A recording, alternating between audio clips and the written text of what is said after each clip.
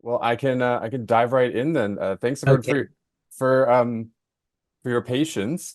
I'm excited though to have the opportunity to share this presentation for me for the last couple of years. I've lived in San Francisco for about 10 years. My day job is a designer. I'm also a professor over at the California College of Arts. But a few years ago, I started taking real interest in local gay history. And I think, like a lot of people in San Francisco, you may have at one point wondered, how did San Francisco get a reputation for being so gay? Many of us are familiar with the Castro. We've seen maybe the Milk movie and are familiar a bit with like the history with Harvey Milk up until now.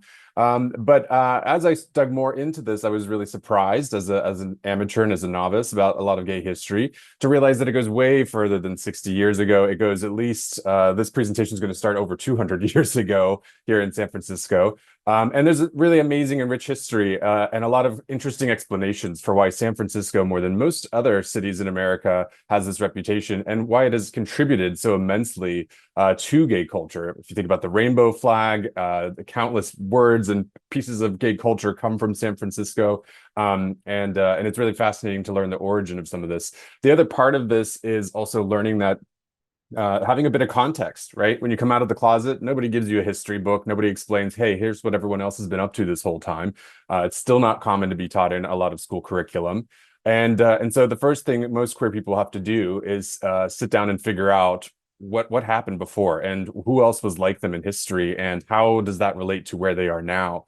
And so I find history, for me at least, was a really important pathway as part of my own coming out to feel more connected to a queer community, to understand why I march in June and why there are drag brunches and how that all fits into who I am and my own identity. So whether you are an ally today or a veteran gay on this lecture, or especially if you are just coming out, I hope this provides just a little bit of information to you that is a comfort and an inspiration, especially in times ahead as gay rights comes under fire again from a new administration. Okay, let's get started.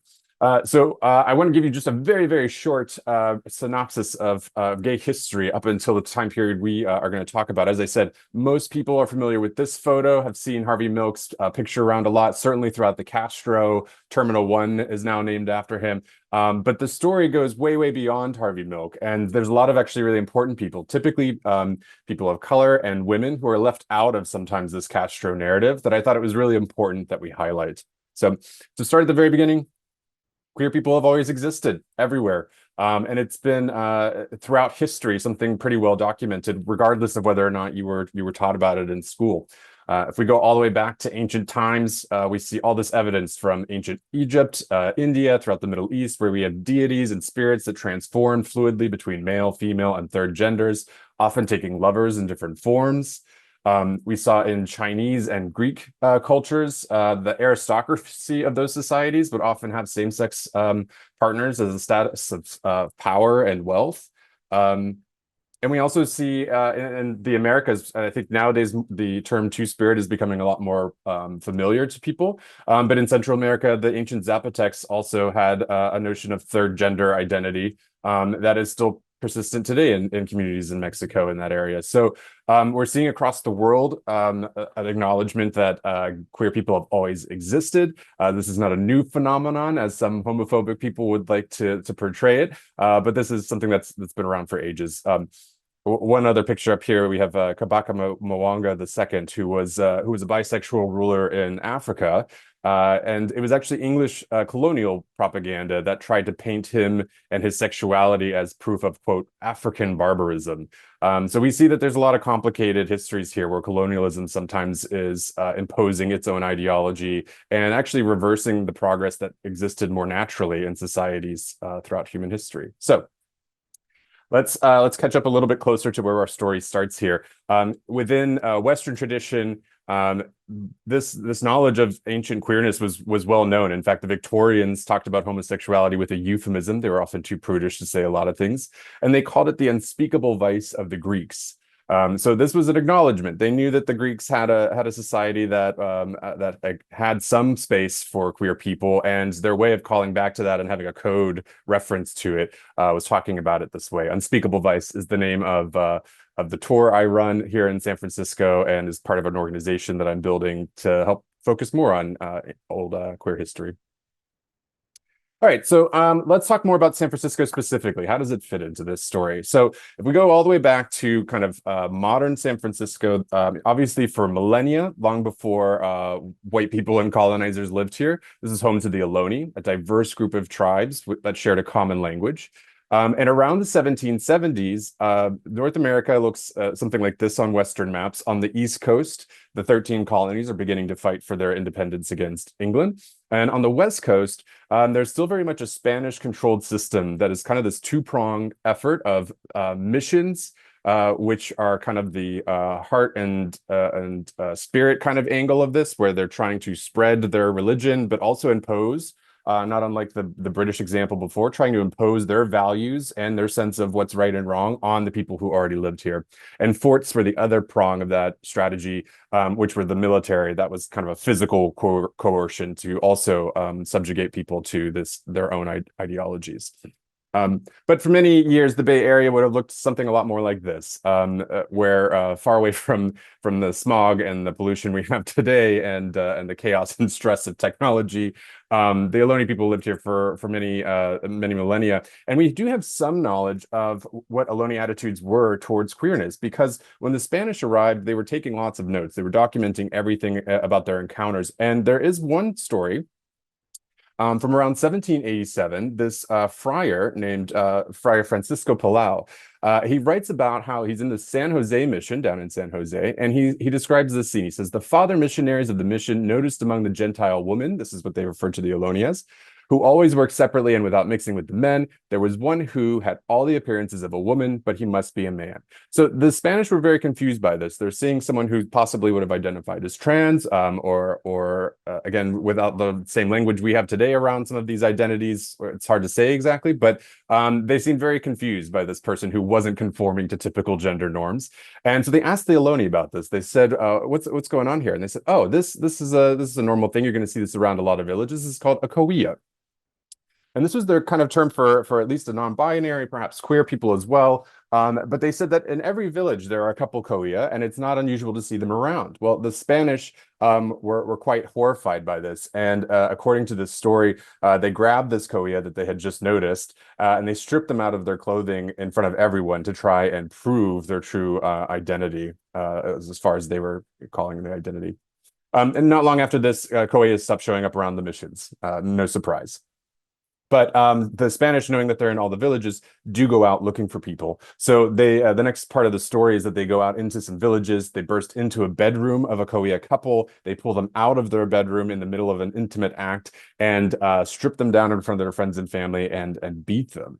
Really terrible, terrible treatment. And so not long after that, the Coyas aren't even found in the villages. No one's sure where they went, and the Spanish certainly can't find them. And the last record in Palau's accord here is that after the punishment the Coyas received, they were not seen again in the mission, nor in any place nearby, nor have any such execrable people been found since in any of the missions. Only they say that in the stretch of land along the channel of Santa Barbara, there are to be found many Coyas. So maybe that Santa Barbara was the very first neighborhood in California. But we see here how this pattern has already emerged of people wanting to be themselves, to express love as they naturally feel to, and powers and authorities that want to control people, change their minds, and make people believe what they believe, right? And sadly, this is a tension you're going to see echoed over and over again through the decades on the very soil that we occupy today here in San Francisco. So you're going to keep this in mind, look for this pattern, see if you see it kind of reincarnated over the different stories we talk about here. So we're going to jump ahead. 1848 is a big year for San Francisco. It is the year that the United States seizes all of Mexico's territory north of the Rio Grande. That happens in February of 1848, and then just a few months later, gold is found in the Sierra Nevada foothills. Very convenient and fortunate for the United States to have suddenly acquired very valuable territory like that. But it sparks what everyone locally obviously knows much about, which is the gold rush. The gold rush makes San Francisco a quote overnight city, and at its height, over 1,000 people a week are coming to San Francisco. It is predominantly male. It's probably about 90% male, according to the census, for the first several decades, partly because it was safer for men to travel these long distances across the country. This is before we have planes. This is before there's railroads. This is before there's even a Panama Canal. So to get from the East Coast to the West means you got to take 3 or 6 months to get around South America all the way over here. So pretty far distances. In fact, the first people to show were not white men from the East Coast. They were actually Chileans and Peruvians who were much closer and who already had silver and gold mining experience and already spoke Spanish, which was the dominant language here. And so they arrived first, and North Beach was first called Little Chile because of that influence. They brought with them chocolate, like Ghirardelli's. It's actually Peruvian chocolate. And they brought with them as well pisco sour, so a little bit of cultural contributions there. And we also had a lot of Chinese immigration right away, which built Chinatown, to this day the largest in the world. And Chinese immigrants would play a huge role in shaping a lot of different infrastructure projects and cultural contributions to early San Francisco. So 1848, our city looks very different than other American cities. It's more diverse ethnically, in terms of religion, in terms of language. People are far away from home. And they're far away from any kind of giant government authority. And so as a result, this becomes a town that's known as anything goes, that's a little bit more okay with people being from wildly different places and then understanding that they have to depend on people despite those differences. And so maybe willing to look the other way. So some of that DNA that San Francisco is known for appearing all the way back then. Now, if you were one of these 90% of the city's men, you came to San Francisco, you probably didn't make straight gold in the gold rush, but you probably did at least get a job working at the docks here, as the bay became really important economically for that. And at the end of your day, there wasn't really a lot else to do. Literacy rates are not very high. San Francisco is still a growing town, but not a whole lot to do here yet. So what became the predominant thing to spend your time doing was drinking. This is a picture of a saloon from around then. And if you've ever seen a Western, right, a saloon is much bigger. There's tables for gambling. There's maybe a second floor. There's a stage for entertainment, right? These are big institutions where the community can come together and, yes, of course, drink, but also an opportunity to kind of build community and share with one another. And so saloons are huge. In fact, they really dominate a lot of early San Francisco compared to other kinds of institutions that might have been in other cities at the time.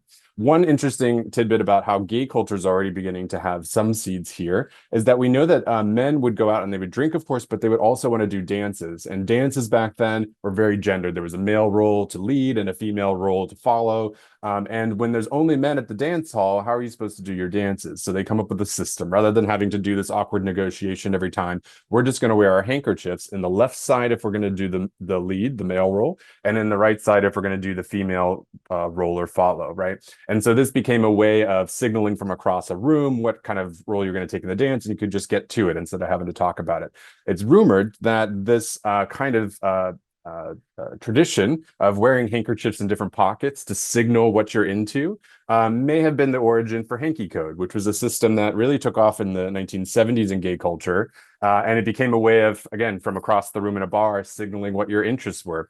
Today, anytime I try to go to Folsom, I have to consult a spreadsheet worth of different codes, where you're wearing it, what the pattern is, whether or not it's, yellow with white on it or white with yellow on it, right? There's all kinds of different symbolism behind this that, again, may have had its start with kind of the American West and some of these cowboys and gold miners coming up with creative solutions.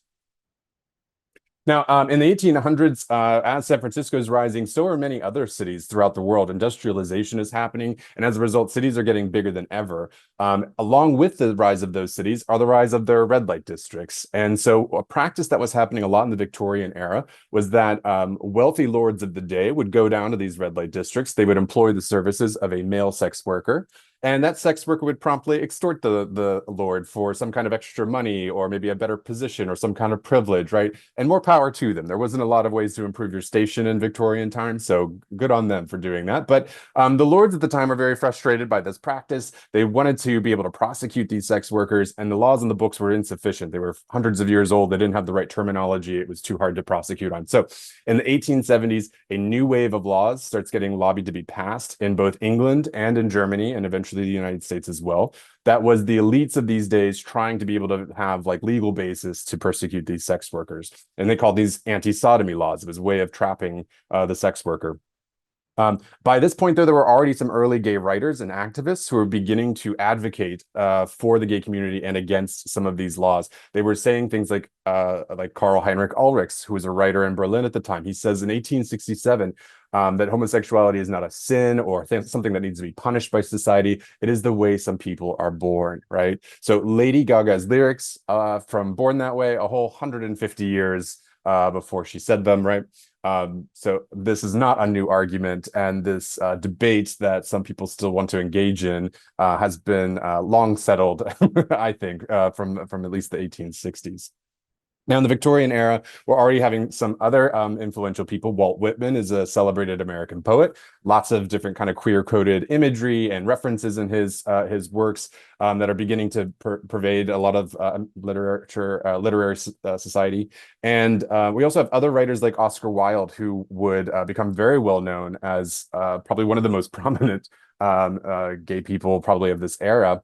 Oscar Wilde had a one particular impact. This is before the rainbow flag, right? There's no obvious markers or symbolism really, except for a couple of traditions like the color lavender that was often used as a reference to homosexuality. But Oscar Wilde also popularized this idea of wearing a green carnation in his lapel. And it became something that dandies all throughout bars in America and Europe would also do as a way of kind of signaling what team they were playing for out in the open as part of a code. This is something that Elliot Page paid homage to not long ago on the red carpet, wearing a green flower in his lapel as well. Now, Oscar Wilde actually came to San Francisco, if you're not aware. He came and did a lecture as part of a book circuit that his publisher was making him do. He wasn't very excited about having to tour all over the place and travel that much. But he arrived to San Francisco and he does his talk, and everyone is just astonished at his outlandish, flamboyant dress. I'm sure lots of dandies were excited to get in there and watch him do his talk. But the news reports at the time weren't super kind. This was a portrayal of him as a political cartoon in a San Francisco newspaper in the 1880s when he was here. He did his lecture at Platt's Hall, which was on Montgomery Street. It's now been long gone. But he met a lot of the locals. He drank absinthe with the Bohemian Club, which is that kind of cultish group that meets in the Grove out by Guerneville. And the newspapers critiqued him. They said he had eccentric dress and, quote, dreaded effeminacy. If anyone is looking for a new rock band name, I think dreaded effeminacy would be an awesome option there. They also called him unmanly and, quote, unnatural, right? So San Francisco maybe has some gay subculture that's beginning to be seeded, but clearly this is not the dominant attitude. And Oscar Wilde creates some waves when he arrives in San Francisco. Now, not long after this period, we have some of the first kind of queer researchers, people studying sex, people studying sexual identity. And Magnus Hirschfeld is probably one of the biggest and earliest advocates of being able to study and understand this aspect of human nature. He creates an entire institution in Berlin, has many subjects that he studies, people he gets to know, gets to go and shadow a lot of people in Weimar, Berlin, to all the gay bars back then, which is a dream job. I would love to do that. And he writes quite extensively about a lot of these identities he's beginning to understand that are emergent. In fact, his body of work was considered so threatening to the very homophobic Nazi regime that would take over years later that the Nazis burned his books first when they started throwing their famous bonfires or infamous bonfires. So this is where kind of gay culture is beginning to appear. This is where we're already beginning to see some familiar political arguments. And this is also where we're getting to see some writers, especially having some beginning to publicize more about the identity around queerness, more so than ever before. But let's go back to San Francisco. It is beginning to earn this reputation. This is one of my favorite nicknames for San Francisco through the eras, called the Sodom by the Sea. And this is a good picture, I feel like, of what was happening over here. Things were a little bit more rough and tumble, far from the intellectual centers of Europe that are debating this idea around gender identity and sexual identity. And instead, things here are getting to get a little rowdy. I talked a little bit about how the saloons were really big here, but the sheer volume and impact of them cannot be understated. In 1866, there is one saloon, or sorry, there is one place of worship for 31 saloons, right? So this is a dramatic contrast that tells you everything about what it was like to live in San Francisco at the time, probably even a little bit still true today in terms of partying versus praying, I guess, going on. And by the 1890s, this became even more exaggerated. There was one saloon for every 96 residents of San Francisco. This is more than double the drinking capacity of Chicago or New York at the time. So San Francisco, in its early days, a big party town. Its entertainment district became known as the Barbary Coast over in North Beach, or where Jackson Square is today. And this era was not only a place where bars were really becoming very prevalent, but also where gay community and gay bars would also eventually find their root too. So it's important to understand San Francisco, overwhelmingly male, lots of drinking and bars going on, and this is part of the early identity of the city. One historian quoted talked about Pacific Street in North Beach. They said Pacific Street is the haunt of the low and the vile of every kind, where the petty thief, the house burglar, the tramp, the whoremonger, lewd women, cutthroats, murderers are all found. Right. So a lot of Wild West shootouts happening on Pacific Street, a lot of saloons and gambling and all kinds of debauchery happening there. And Barbary Coast becomes world famous as a destination for people to go and visit and see all of the rough and tumble and wild entertainment that's beginning to pop up on the street. One of these places was a bar called the Dash. This might be one of the earliest examples of not quite a gay bar the way we know them today, but maybe an early prototype, you could say. The Dash was known as San Francisco's most notorious and disreputable establishment, which in my research is a very high mark to achieve. It's hard to outdo all the rest of San Francisco's wild places. And it also became known, according to anti-vice pamphlets at the time, as the home of unspeakable vice, right? Again, they're using that unspeakable vice euphemism to kind of signal in terms of code, this is what happens over here. Now, the Dash was known for having female impersonators be the staff, right? So drag queens all the way back in 1908. That was a surprise to me as I was doing this research. And it was eventually shut down because of a lot of the, let's just say, lewd behavior that was happening under the dresses of some of those female impersonators. And the anti-vice groups that would stand on either end of Pacific Street with protest signs were very much against its existence. It did eventually get shut down after only 6 months. But the fact that I'm still talking about it 120 years later signals just how much of an impact it made there. Around the 1900s as well, and on Pacific Street, we have some early vaudeville theater happening quite a bit. And in vaudeville, one of the new characters that was really, this new act that was really popular was called the Primadonna. This is a haughty Southern belle, but who has biting witticisms and makes fun of people in the audience, right? So this, if you've ever been to a drag brunch, that should sound really familiar, right? This is an act that in some ways is still going on as some kind of derivative of this character and this show that used to happen. And so we see early drag already beginning to happen. Now, vaudeville wasn't gay theater, and the female impersonation act was beloved by both straight and gay audiences. It's only in recent years that we've seen this become increasingly politicized as something that's harmful or dangerous. Your great-great-grandparents were doing it, so it wasn't that bad when they were aware of it. We also start to see kind of what I'll kind of jokingly call the first drag superstars. They would have gone by female impersonators. Drag wasn't really considered an inoffensive term until at least the 70s. But these female impersonators really became popular. One of whom on the right, we're seeing here Julian L. Tinge. This is the poster for his show. It was called The Fascinating Widow.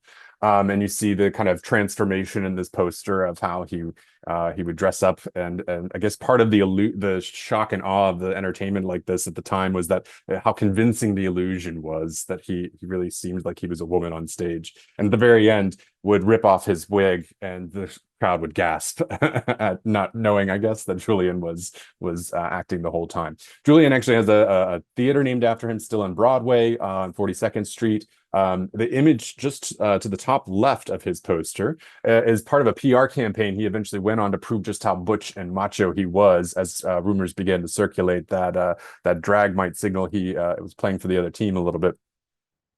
Beneath that boxing photo, we see two pictures of Bert Savoy. Bert came around a couple, like a decade or two later after Julian Eltenge, and he was a lot more comfortable and open and fine with this perhaps queer association that was happening with drag. He had a really funny wit. A lot of his one-liners were said to have inspired Mae West and a lot of her humor. And he tours all over the country with his drag act. San Francisco would have its own native son. Bothwell Brown was a drag queen that became really popular and wound up in a lot of silent films as LA was taking off and Hollywood was becoming more popular. Bothwell would also perform with Kathleen Clifford, his performance partner, and she would be a drag king. So they had kind of both sides of the entertainment in their act. Throughout the 1940s, or throughout this period, the 1900s, we would see a lot more of North Beach shaped by this kind of gender non-conforming entertainment, this kind of gender bending entertainment. And you'd see a lot more almost like sex tourism coming to the neighborhood. People very curious about seeing bars or entertainment where people were, playing with this idea of gender. It was like this huge curiosity at the time that drew a lot of tourism. There were bars like Finocchio's that made it all the way to the 1990s. They really were like the big part of the circuit that had a lot of female impersonation acts coming through. Mona's 440, a few blocks down, was doing the opposite. It was male impersonation. So all of their wait staff were women in tuxedos. And it was also a big draw for a lot of lesbians coming to San Francisco, hearing about this mecca where, women were allowed to dress butch or dress in tuxes, or where there was a lot of flirting going on at these bars. In fact, it's funny, you see a lot more lesbian bars early on in this story compared to gay bars, because men had a good excuse, a socially acceptable excuse to be out by themselves and go to bars. Women, not so much. So female-only parlors were actually some of the first places where women could go, and oftentimes were, of course, ideal for early lesbian bars as well.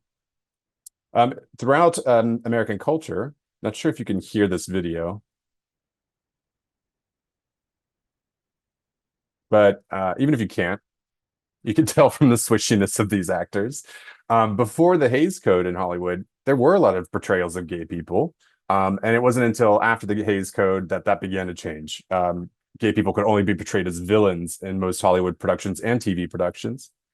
And so as a result, it certainly shaped a lot of the cultural attitudes towards gay people as well. Now, around this same period, we're still talking about the early 1900s, there would have been a gay code language that was becoming really popular. Polari started off in English theater, but as I often say on my tours, there's a big overlap between the kind of bohemian and artsy crowds and gay people, right? And so a lot of those theater gays wind up traveling around, make it to San Francisco, and would have certainly been speaking this language as a way of kind of talking about last night's hookup or planning tomorrow night's party, and being able to do so right in front of the police, right in front of other straight people, and not have to worry about getting caught. Polari was an interesting mixture of Yiddish, Cockney, Italian, and Romani languages. So quite a mixture of different words. And we still use some of these code words today. So if you've ever heard some of these words, again, I made a reference early on about when you're coming out, there's a lot of culture shock that you maybe don't know about some of these words or the slang or some of the terminology. A lot of gay culture is really becoming a lot more visible and bleeding into popular culture these days. So maybe less so than when I was coming out 20 years ago. But there's still some of these words that we know and use today from Polari. Camp, butch, clutching your pearls, and zhuzh all come from the secret code gay language. So imagine North Beach, 1900s San Francisco, looking probably very different than you expected. Drag performers performing openly, still homophobic protest groups trying to block people from going to those types of things, code languages for gay people, and lots of code words or code symbols like the lapel pins or lapel flowers we talked about, all being out there invisible around turn of the century San Francisco. So I'm going to teach you just a little bit of Polari to help. So even if I can't hear you where you're at, I'd still like you to kind of repeat after me. I want you to read this Bona dish, Fili Omi. Okay. So you just said nice butt, young man. So you can take that with you and can use that at the bar tonight if you want. See if anyone recognizes it still. Now, turn of the century, San Francisco also would have had that gender imbalance we talked about in the beginning start to correct itself. So by 1900s, instead of it being 90% male, we're back to 50% male, 50% female, which is a more common ratio amongst other cities as well. But most of those women, where did they come from? They came from the Northeast of the United States, and as a result, brought with them a more conservative, puritanical culture that wasn't really excited about a lot of the drinking and debauchery they were seeing all of the men engaged in here in San Francisco. And so there was a bit of a culture clash. Women were also really hot on this idea of temperance at the time. Temperance being at first about just moderating your drinking, but eventually became more vigilant about banning drinking altogether. And they were, of course, successful when they got prohibition passed, a national law that banned any sale of alcohol or consumption of alcohol in the United States. Now, that law, of course, was not very popular in San Francisco. In fact, there's evidence that the Board of Supervisors actively reprimanded police for trying to enforce it for the first few years, at least. By the end, things kind of went underground, but it's on my knowledge that you could still find alcohol if you wanted to in San Francisco here, even if it wasn't blatantly obvious. The main reason this prohibition matters in our story is that prohibition really kills the saloon. It's the end of these big rooms with lots of people in them, all kind of drinking and having a good time together. And it's a transition to the smaller bars, to the speakeasies, bars that look more like the ones we would recognize today. And the advantage here as a gay person is that if you have a smaller bar, it's a lot safer of an environment to get to know the people around you. These bars often had really niche themes or really small focuses in terms of like what their bar did or became known for. And so the idea of a gay bar could really exist because that was another niche that a bar could fill. So they oftentimes weren't outwardly calling themselves gay bars, at least in the beginning.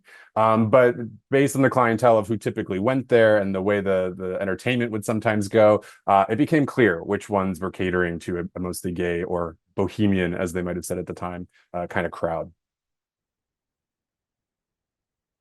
Okay, this next chapter I'm calling The Nightingale, The Candidate, and the Widow Empress. These are all describing the same person. I often ask on my tour who has heard of this person, and very few people do. Certainly in the minority of people on some tours, no one's heard of this person. And yet they are at least as important as Harvey Milk in our story here. So I'm excited to share if you're not familiar. But in order to set this up, we have to talk a little bit about North Beach at the time. There was this big building where the Transamerica Pyramid is today, and it was called the Montgomery Housing Block. And it was significant for a lot of reasons. It goes up in just 1853, just 5 years after the gold rush. And it's this big block of affordable housing, basically. It's dense, it's cheap. It's one of the biggest housing buildings west of the Mississippi when it goes up. And lots of writers and artists would stay here through the decades because of its kind of cheap rent and then eventually its reputation for being where all the artists hung out. You would have many waves of artists coming through San Francisco, sometimes for things like the Panama Pacific International Exhibition, sometimes for the building projects like Coit Tower, where they needed lots of artisans, right? And so North Beach begins to have this artistic culture to it, in large part due to the existence of some affordable housing nearby for these artists. Robert Louis Stevenson stayed here, Mark Twain stayed here. Lawrence Ferlinghetti called it the most significant artistic and literary structure in the West.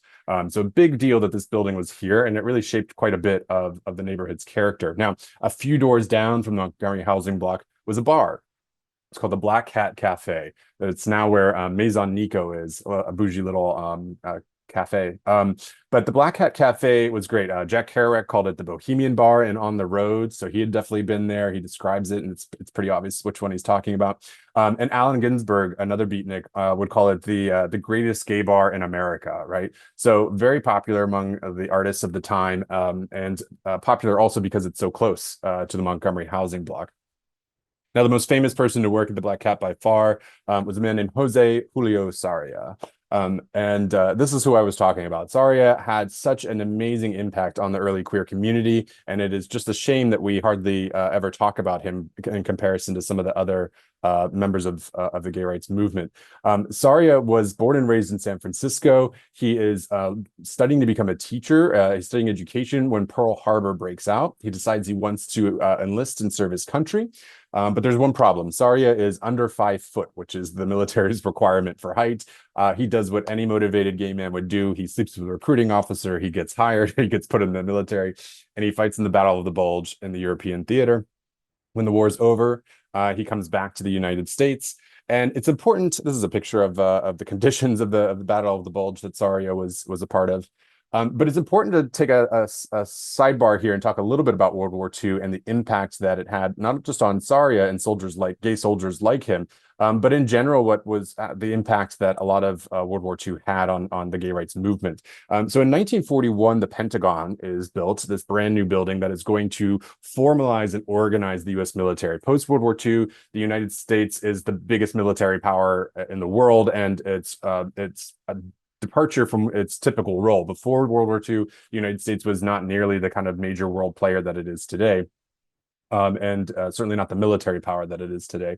So the Pentagon is getting more organized during World War II. And one of the things they're standardizing are the policies of all the different branches of the military. They decide that the policy regarding homosexuality needs to be standardized, and they come up with a new policy for it, which is no gays in the military. Not really a surprise that this was discriminatory, given the time. But what's interesting about that is that they consulted psychologists of the day, and they were describing, much like Karl Heinrich Ulrichs had been doing back in Berlin back in the 1860s. They're saying that this isn't aberrant behavior. This is the way some people are born. So in the military's language, they say that homosexual people are not allowed in the military, not homosexual acts. So ironically, even though this is a discriminatory policy, it does have a strangely progressive twist and to the nuance of the language. And it does, in a lot of communities, make gay people realize, wait a second, there's actually more of me. You had to make a law against this.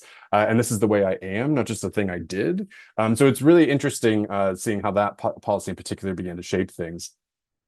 We see in the 1940s, right after the war too, that the very first gay rights organizations start to come together. So the Daughters of Bilitis forms here in San Francisco with Del Martin and Phyllis Lyon. And the Mattachine Society would start in LA, but then move its headquarters to San Francisco as well. So early gay rights are taking hold in San Francisco. And both of these groups, by later definitions, would be seen as moderate, but were pretty radical, I think, for their time, especially in the 40s and 50s. They're publishing lots of newsletters. They're getting the word out across the country, and helping to get more organized and not just survive these police raids that are happening at gay bars, begin to actually fight back. The Mattachine Society actually made a really poignant statement on the anti-gay policy of the U.S. military.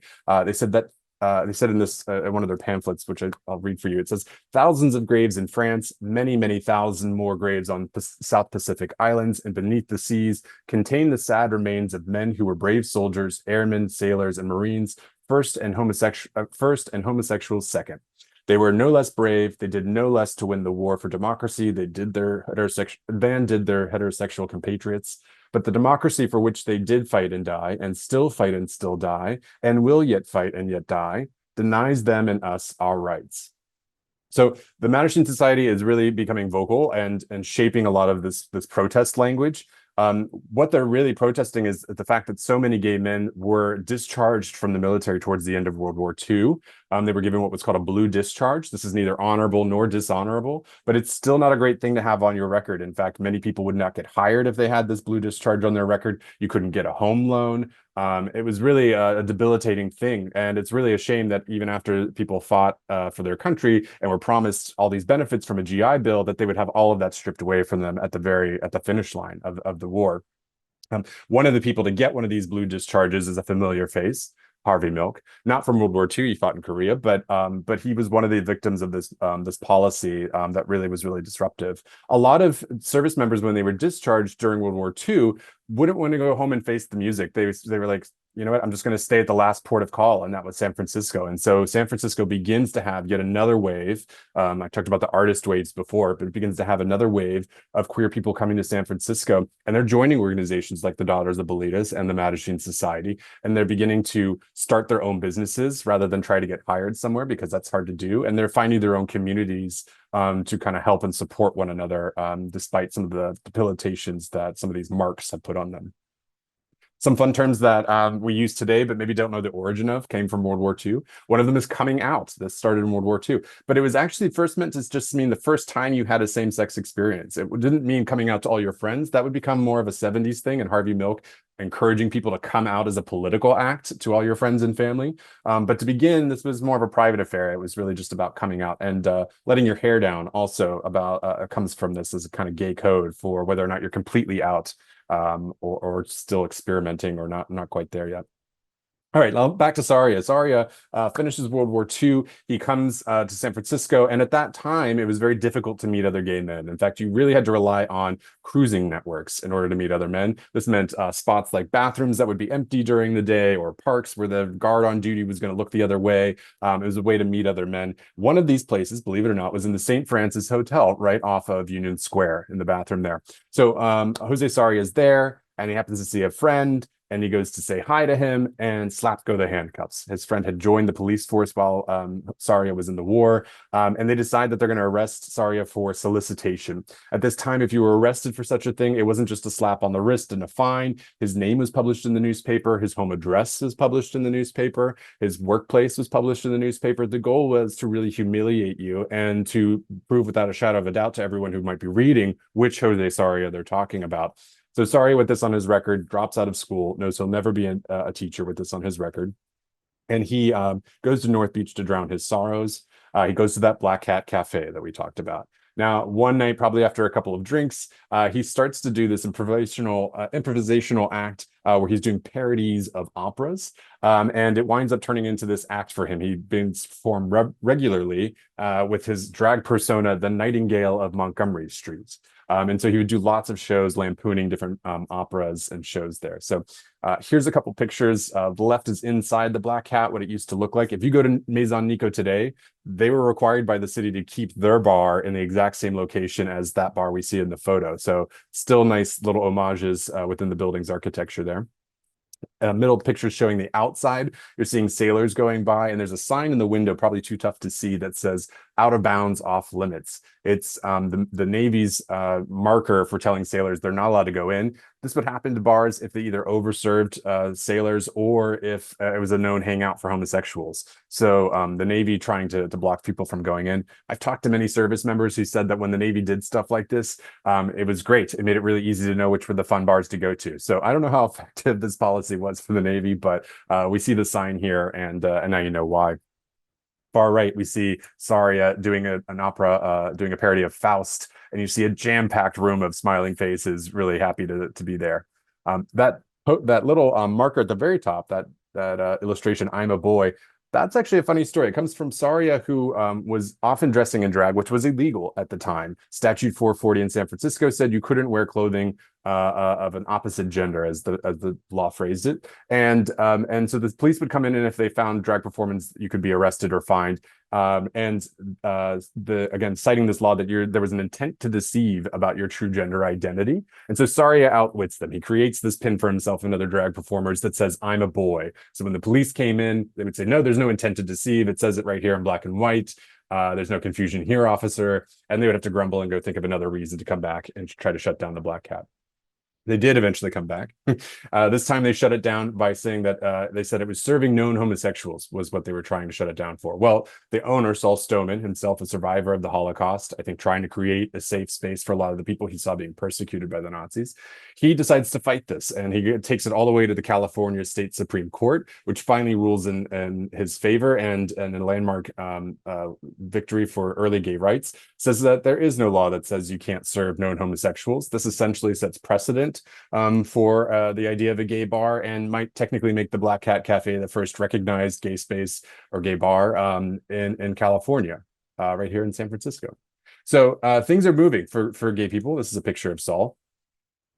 Things are starting to move for gay people. We're starting to see the early organizations. We're starting to see a concentration of gay people here in San Francisco. And all of these are kind of swirling together, about to make the perfect conditions for a vibrant movement here.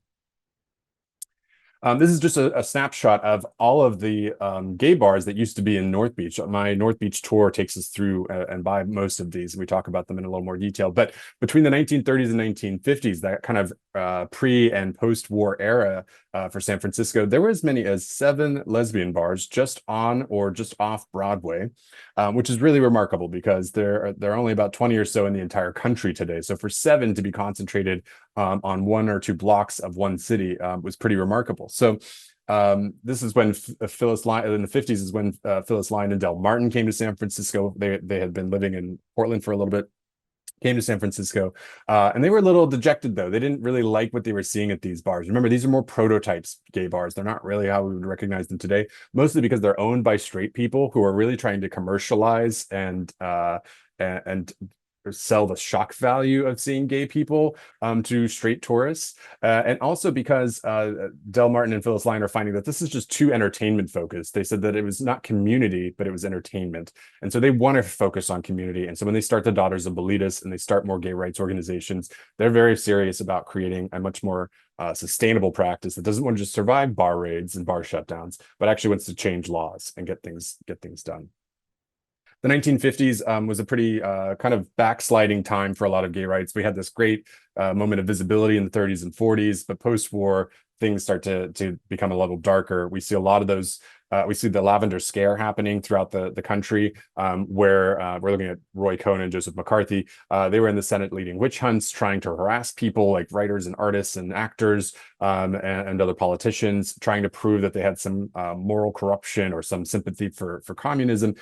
J. Edgar Hoover at the FBI is pushing this propaganda that America's so far tolerance of gay people has made it weaker in the fight against communism, which is just a silly sentence to say out loud. And they're also starting to spread rumors that gay bars are dens of drug use, that there are lots of groomers happening who are trying to recruit young people. This should sound familiar to what we hear today. And of course, completely baseless and untrue, but they're planting drugs and they're implicating certain bars to try and spin this narrative, and they're pushing it nationally. It does start to have an effect, sadly, and it's actually the PTA, the Parent Teacher Association in North Beach, that eventually gets outraged at these grooming rumors, and they shut down a lot of those gay bars in North Beach. And they would just kind of push west. They would go to the Tenderloin and Polk Street areas.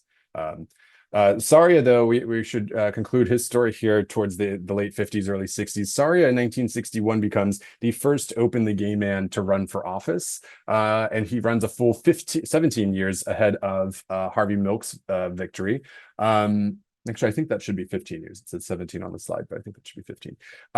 His successful run. So Saria he runs on the campaign that gay is good, which is just remarkable. This is only a couple of years after his whole life was ruined by being outed. And now he's very proud and leading a movement. Now, he doesn't win his bid for supervisor, but he does get 6,000 votes. And that's a pretty significant amount. I mean, 6,000 people were willing to write their names down on ballots and potentially expose themselves for voting for a gay candidate, and it proves in local politics in San Francisco forever that there is a gay voting bloc that politicians will need to court in order to get elected.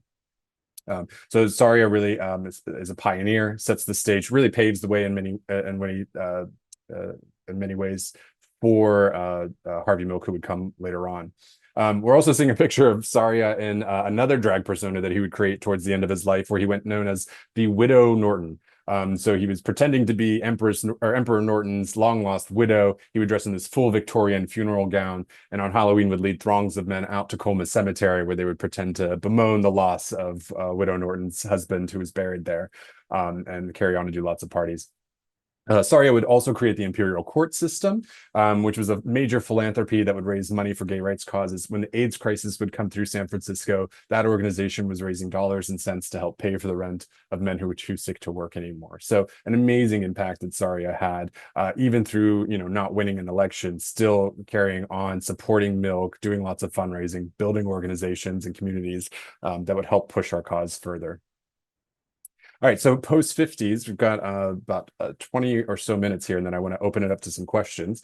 But post 50s, we entered this period that I call Valley of the Queens on my tour. Valley of the Queens was a nickname for the Tenderloin and Polk Street neighborhoods, which is where the gay bars concentration started to move. Now, if you don't know, the Tenderloin is actually a common name. Lots of cities in America had a district called the Tenderloin.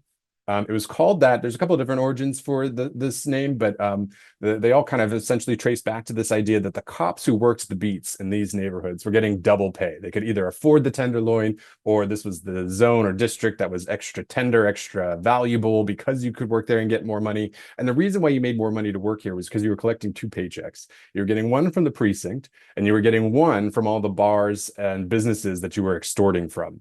So police and Tenderloin districts were oftentimes promising to look the other way and allow vice to flourish in a certain neighborhood, but they were going to take a cut for it as well. Here's a picture, a political cartoon talking about some of this corruption happening at the time. Among the many vices in the Tenderloin, one of which was kind of silly and innocuous, pinball machines were considered gambling for a long time. People didn't think they were games of skill. They thought they were cheats. And so you weren't allowed to have pinball machines unless you were in the Tenderloin and it was hidden in a basement somewhere. And again, paying off the police to look the other way. Now, in the Tenderloin around this time, it's a little bit of a different kind of vibe than North Beach was, where there was a lot more focus on entertainment in North Beach. In the Tenderloin, there's a lot more focused around kind of local bars and also focused a lot on sex work as well. We had a lot of different interesting like new dissections of the gay community around this period. Some of these terms we don't really use anymore. Some of them you've probably heard but don't know their origins. For on one side of this, you had this kind of idea of hustlers. Hustlers were typically male-presenting sex workers. They would hang out at a place called the Meat Rack, which was over around Turk and Market, and they would often play to these certain stereotypes that were kind of typical American masculine tropes. Sailors, soldiers, cowboys. They would dress up in these kind of costumes. Sometimes bars would also play to these themes. The cinch on Polk Street is still kind of a Western motif, kind of a nod to this era of make pretend. But the hustlers would wear these different costumes. They'd pick up Johns and employ their services, of course. And there was a lot of hypocrisy here. The people who were often employing the sex workers in the Tenderloin would, by day, denounce them and eschew homosexuality, and then at night would be the first ones to pull up in a car and lower the window and hire their services. So still a lot of complicated and messy relationships happening here, and a lot of injustice, quite frankly, affecting these early neighborhoods. Another term that was around at this time was hair fairies or street queens. Hair fairies were interesting. You're seeing a photo here on the maybe late 40s, early 50s of some hair fairies. You can see that they're wearing makeup and like a kind of bouffant hairdos. So they're kind of having more feminine kind of makeup styles, but then their dress is not, right? The dress is still more masculine. And again, my understanding is that is because of that statute 440. So there's no law against the makeup, but there is law against the clothing. And so there's kind of these interesting looks of kind of all dolled up faces, but then still wearing masculine clothing beneath their neckline. So hair fairies, again, walking up and down in the Tenderloin, and also, like I said, another name for this being street queens.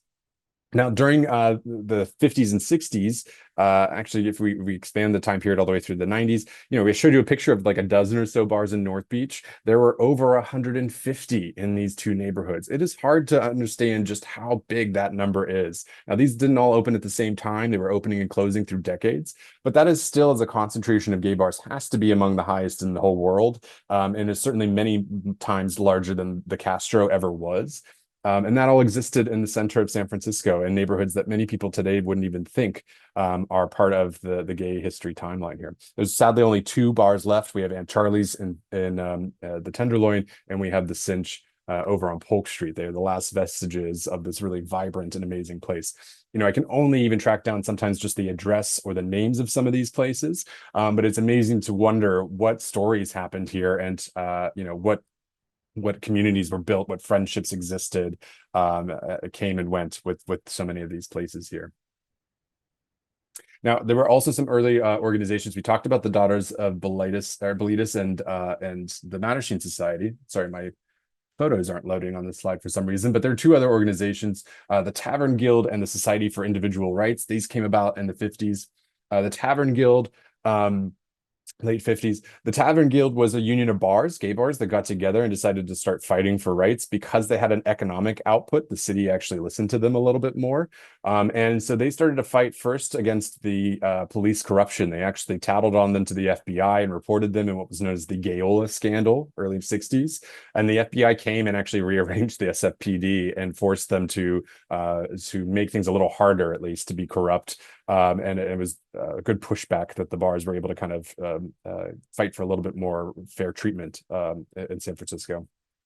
The Society for Individual Rights was this organization that I think has almost got kind of a conservative bent to the way that they talk about things. They were basically telling the government to leave them alone, which has this almost kind of libertarian feel in some of the ways they talk about things. But early gay rights movement, people still figuring things out, still finding kind of the approach and the way they want to talk about things. SIR would do these great pamphlets that would teach you what to do if you got caught by the police, encouraging you not to tell them where you worked, knowing your rights, what you had to say, what you didn't have to say, to make sure gay people weren't being unfairly or taken advantage of or prosecuted beyond,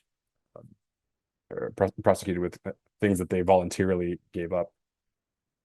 And things started to really kind of take a new speed around 1960. So in 1964, Life magazine runs this spread. It says homosexuality in America in this very serious type.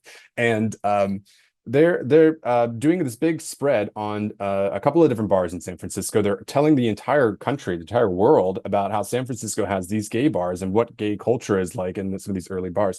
The two bars are the Jumping Frog over on Polk Street and the Toolbox, which was over in Soma. It was an early leather bar. And so the tone here is very much trying to expose this underworld, but it's also at the same time doing this amazing advertising for San Francisco. They call San Francisco America's gay capital, and this is really where I think it becomes nationally aware that San Francisco is the home for a lot of these gay people who have lived there for decades now, since World War II, but are now coming in more concentrated numbers. In the Tenderloin, especially, street queens would come to the area, and they would be so shocked to see people who were just like them. Felicia Flames was one of these street queens. She came on a Greyhound bus from San Jose with one of her friends, and when she got here, was surprised to find not only other street queens, but also able to find older gays who would take her in, other queens who would take her in and teach her how to do her makeup and how to work the street if that's what she wanted to do, or how to flirt with boys or do all kinds of stuff. I mean, there was really like a strong community that would help teach you how to get your start in San Francisco when you moved here. This is from a sociologist talking about one of these hotels. Talks about the El Rosa Hotel, which is right across from Aunt Charlie's today. The El Rosa in the late 60s was a Queens hotel where the newcomer has a ready-made classroom and teacher. There was much for them to learn from the older queens, who were constantly gathering in someone's room to dress a person's hair or to set a wig. In the process, a large amount of information is exchanged among the girls, including how to recognize the police, how to approach a prospect, and ultimately how to survive. So during all of this in the 60s, we're also seeing Lyndon Johnson's War on Poverty is beginning to distribute funds to different communities. The Tenderloin takes some of this funding and starts a youth group called Vanguard. And Vanguard was a queer youth organization that really had, because they had their feet on the ground and because they were of the street and they knew what the struggles were able to kind of create their own agenda of what they wanted to spend that money on and what kinds of support systems they really knew that people needed. So Vanguard has this statement of purpose in 1966. They say, Vanguard is an organization for the youth in the Tenderloin attempting to get for its citizens a sense of dignity and responsibility so long denied. We find our civil liberties imperiled by a hostile social order in which all difference from the usual in behavior is attacked. We have finally realized we can only change these processes through the strength we develop for ourselves through our own efforts. Now, Vanguard would go on to create a lot of different institutions. They wanted to create a coffee house. They wanted emergency housing. They wanted medical aid and a VD clinic. They wanted employment counseling. And they wanted to have some form where they could get better cooperation from the police, where they could be able to have some form to protest against certain abuses from the police and expose a light on some of these injustices that were happening around. They're a remarkable organization because in 1 year, they managed to accomplish all of those goals. the coffee house that they created, still there today. Hospitality House was the name of that organization. It has now since grown to be much more than a coffee house, but continues to serve the Tenderloin neighborhood, continue to provide lots of services. So Vanguard had a really big impact from the 60s all the way through to today. In the 60s, we're also seeing some pressures. We are probably familiar with things like white flight that was happening across America in a lot of cities, but we're also seeing that speculative investment in places like Tenderloin districts next to downtown areas. These realtors developers rather are beginning to put a lot of pressure on the city to apply what they called urban renewal, where they would tear down older buildings, where they would get rid of things. This is when Montgomery Housing Block gets torn down in North Beach, the I Hotel over in North Beach. There's truly like terrible destruction that's really crippling the cultural parts of San Francisco and terrorizing a lot of neighborhoods that are considered marginalized and perhaps underestimated in terms of their resourcefulness and ability to organize. Now, Vanguard is protesting some of these behaviors. They stage what they call a sweep-in. They're protesting the police sweeps that are happening in the Tenderloin. And so they get these real big brooms and they go down the street as part of their protest and their march, demanding better, they say hustlers demand rights and drag queens demand rights on some of their signs as they're going down. Probably their most famous protest, something that Joseph Plaster, who was doing a big project on them a few years ago, tried to revive and bring back as an organization for a time period and do more protests like this. Now, in the mid 60s, we have one more thing to talk about, and that is the Daughters of Bilitis. They got together with the Methodist Church. The Methodist Church they saw that Life magazine article. They knew all these gay men were moving to San Francisco and they couldn't figure out why. And so they had a bounty. Any priest who could figure out how to reach these gay men in San Francisco would get this bounty. And so you have all of these Methodist ministers beginning to go to gay bars in the Tenderloin and Polk Street areas, trying to reach out and understand the community. One of these efforts led to the Council on Religion and the Homosexual. This is the Daughters of Bilitis sitting down with some of these Methodist ministers. And the plan they come up with is that they're going to host a New Year's Eve ball. They're going to throw this big party. They're going to bring together both sides of the community. And this will be a way for people to get to know one another better. It also sends a signal to the community that, especially for gay rights organizations, it gives them some bit of moral credibility that the ministers are working with them and organizing events with them. But there's one problem. This ball, as it's beginning to happen, even though the police have given the priests assurances that nothing would happen, they go back on their word. They show up with lots of photographers, videographers. They have all these paddy wagons ready to make all these arrests, and they're all camped outside of the California Hall right at Polk and Turk, where the ball was to be had. People still are allowed to go in, but they're obviously being intimidated. If you're dressed in drag and you're going out and you're not out at work in the mid 60s, like a photographer is a really terrifying thing, especially from the police who are trying to harass you. And eventually the police do break into this event. There's a bit of chaos. There's these amazing images of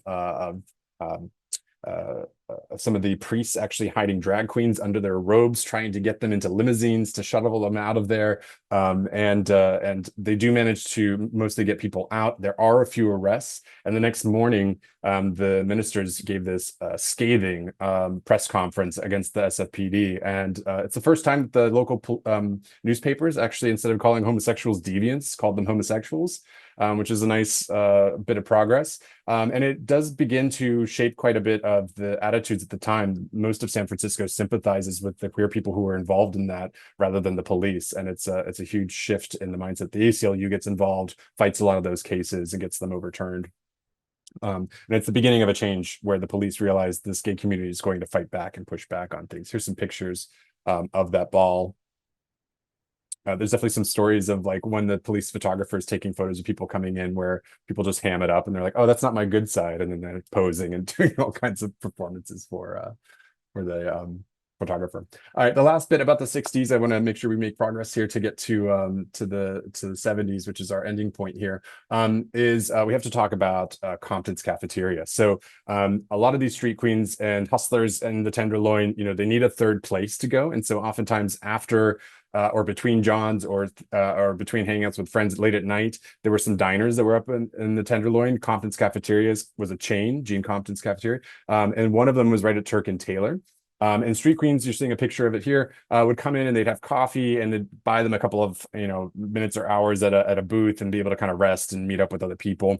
Compton's is starting to change its tune. It's starting to have more and more policies that discriminate against the street queens coming in. Vanguard is a big protest of this in the spring of '66. And by the summer, no one's sure of the exact day because the newspapers didn't report on it. But in the summer of that '66, there's one night where the police are harassing the queens, and she throws her cup of coffee in the police officer's face, and all hell breaks loose. The drag queens are using their high-heeled shoes and their heavy purses, and they're beating the police, and they chase them out of the diner. Gene Compton's tries to shut out the drag queens at that point, and the gays break out every window in the place. It is one of the very first riots where gay people fight back against the abuse that they're facing and the oppression they're facing from the police. And it marks a big change, especially for the transgender community in terms of being able to have a voice and speak out. This is why the transgender district today is centered around some of those blocks. This is a picture of Gene Compton's around that time.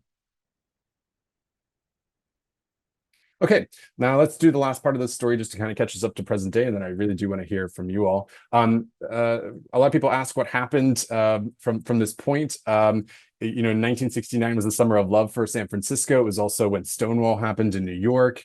This is a picture from Stonewall. And we see, obviously, San Francisco is not a part of that first year, 1969, a little busy with the Summer of Love. But the very next year, in 1970, it wants to organize some commemoration for what happened on Christopher Street back in New York. And so they create Christopher Street West. It's going to be a march down Polk Street, which would become what we know as Pride today. The very first Pride March was down Polk Street because that's where most of the gay bars were at the time. They weren't in the Castro. It was only 20 or 30 people that went down. They went from all the way from the Aquatic Center all the way down to City Hall. And that movement, of course, would grow and grow and grow until it was over 250,000 people by the late 70s, and would have to shift over to Market Street in order to be able to accommodate the huge volume of people. The poster from the sit-in that happened at Golden Gate Park the very next day after that first Pride Parade, and it kicked off the beginning of a tradition. Oh,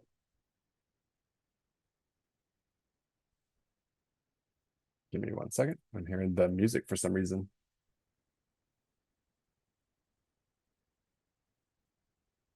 Pardon me.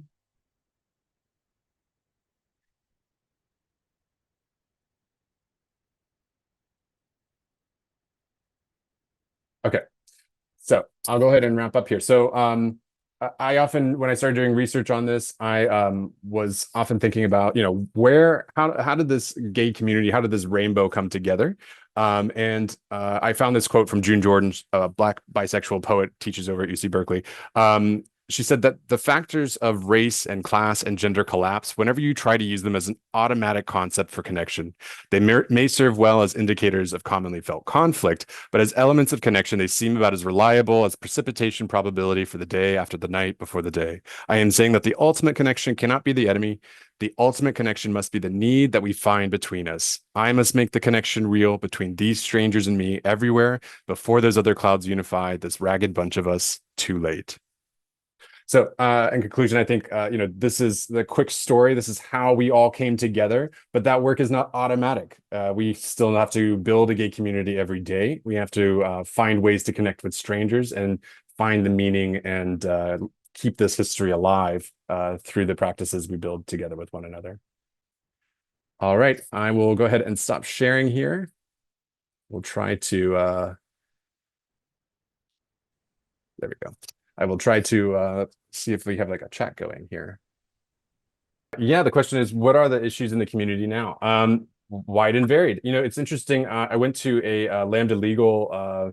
They were part of the organization that fought for gay marriage. They were hosting a fundraiser a few years ago, right after gay marriage had passed, and they were basically having this discussion: what should we focus on next now that gay marriage has passed? And so I think remains kind of an open question with different opinions about it. I think when Pulse happened, I think the issue of gun rights came up a lot. And should the community be focused on this? You know, by lots of statistics, queer people are more likely to be affected by gun violence. And so that seems to be an important part. Survival is important. We also, of course, have tremendous violence within the gay community. Trans people are more likely to experience violence and houselessness and a bunch of other things compared to everyone else. So how are we taking care of our own community and focusing on issues that are affecting some of us more than others, right? The work is certainly not done, but I do think that since certainly the volume of some of the periods we just talked about, I do think there's a little less cohesion and a little less understanding of what is the focus, who are the leaders, and what can we do to actually put some of this community to work in service of the community.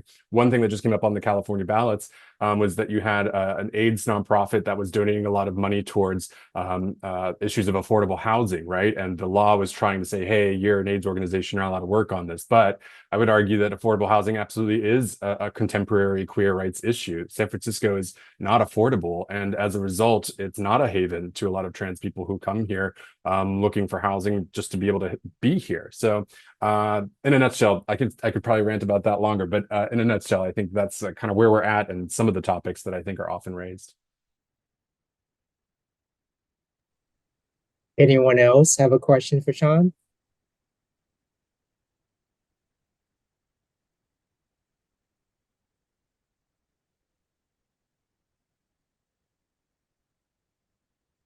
And since we're the library is having a lot of books, do you have any reading recommendation for the audience, and if they're interested in learning more about certain subject areas or topic? Yeah.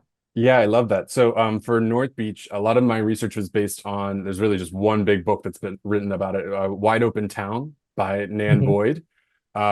Really an excellent resource. Nan also left a file at the GLBT Historical Archives. You can go there. Any member of the public can make an appointment and go there. She left all her primary research, her interviews, everything in a couple of different folders. You can find ephemera from some of the bars I talked about. It's an amazing resource. But her book, Wide Open Town, is a great place to start. For the Tenderloin and Polk Street areas, I definitely recommend Joey Plaster's book, Kids on the Street. An exhaustive labor of love. It took many years. He talked to a lot of hustlers and put a lot of personal stories into that work, and helps frame quite a bit of how those neighborhoods came to be. Thank you. I think there's a comment from Agnes. Yeah, City of Vancouver Archives has a large gay archive. That's awesome. I will definitely go check that out when I visit next time. And next time you're here, definitely check out the San Francisco one. It's amazing. The SF or the GLBT Museum and Archive, they have an archive that's on Market, but then they also have just moved into or about to move into a new location, our Market Street, which will be much bigger. They can show off a lot more of their collection. So that should be a good thing to look forward to when you're here next time too. And also the San Francisco Public Library, the main libraries, has a Yes. large collection. And there are librarians who can help you to do your research if you are interested. For those of you who don't know about it. Any more question for Shawn?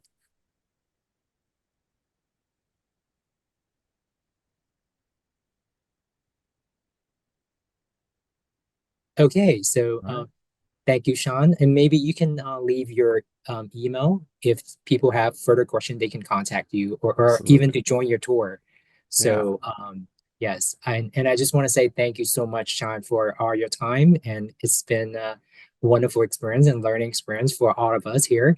And then also and to learn all about all the resources and amazing tour. And definitely we should go and join Yeah, I and would love to see you.